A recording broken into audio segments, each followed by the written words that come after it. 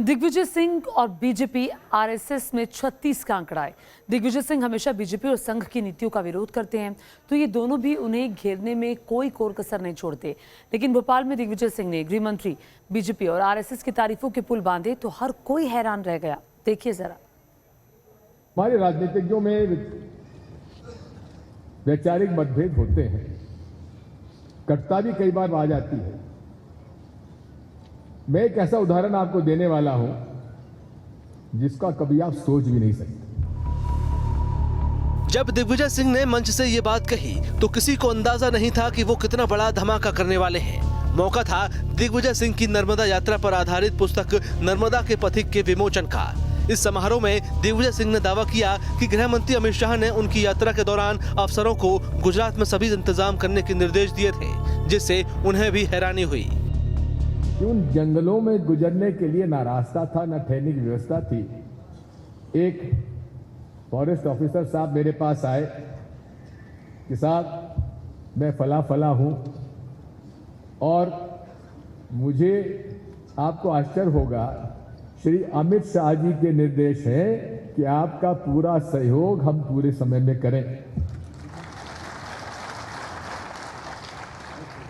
और चुनाव चल रहे हैं, दिग्विजय सिंह उनका सबसे बड़ा आलोचक,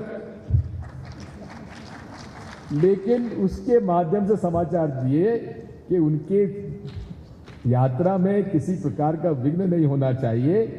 पहाड़ों में से रास्ता काटा, हमारे सारे यात्रियों की भोजन की व्यवस्था की।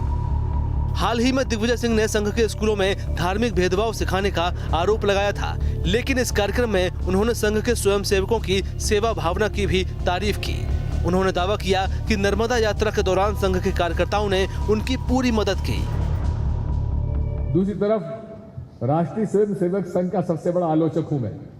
हाँ, विचारों का मतभेद है, लेकिन जहां भी मैं जाता था 2-4-8 दिन के बाद कोई एक हमारे पास संदेश आता था कि साहब कोई आरएसएस के व्यक्ति आपसे मिलना चाहते हैं, बुलाइए।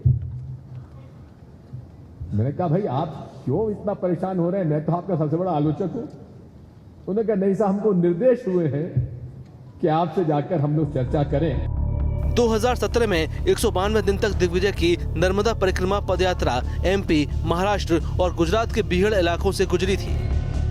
इस बुक में उसी 3300 किलोमीटर की यात्रा के अनुभव है। दिग्विजय सिंह ने कहा कि बीजेपी के कई कार्यकर्ताओं ने भी उनके साथ पदयात्रा की थी। मेरे यात्रियों में एक तो भारतीय युवा मोर्चा का अध्यक्ष था, वो मेरे साथ चला, और 3 अन्य भारतीय जनता पार्टी के लोग हमारे साथ चले।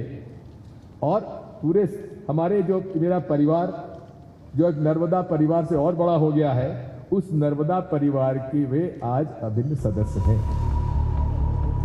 उधर बीजेपी दिग्विजय सिंह के इन बयानों को किताब बेचने का हथकंडा बता रही है और मदद के सबूत मांग रही है। वैसे तो ये बात स्पष्ट है कि भारतीय जनता पार्टी के जो भी नेता होते हैं वो हमेशा परिवार भाव के लिए और इस तरह के समन्वय बनाए रखने के लिए जाने जाते हैं। निश्चित रूप से उनकी धार्मिक यात्रा थी, इसमें यदि किसी की तरफ से कोई ऐसा प्रोत्साहन की बात आई थी तो इसका स्वागत होना ही चाहिए। लेकिन दिग्विजय सिंह जी जो हैं वो अपनी किताब को बेचने के लिए, अपनी शब्दों को बेचने के लिए किसी भी तरह के हथकंडे अपना सकते हैं। इतना ही विश्वास होना यदि अमित शाह जी की बातचीत पर या अधिकारी की बातचीत पर है तो उसका नाम कृपया करके बताएं सबके सामने। उस बीजेपी और दिग्विजय के बीच सियासी तू-तू में का लंबा सिलसिला है। ऐसे में दिग्विजय सिंह के इन दावों पर भी सवाल उठने लाजमी है। Shubham Gupta, news nation, Bhopal.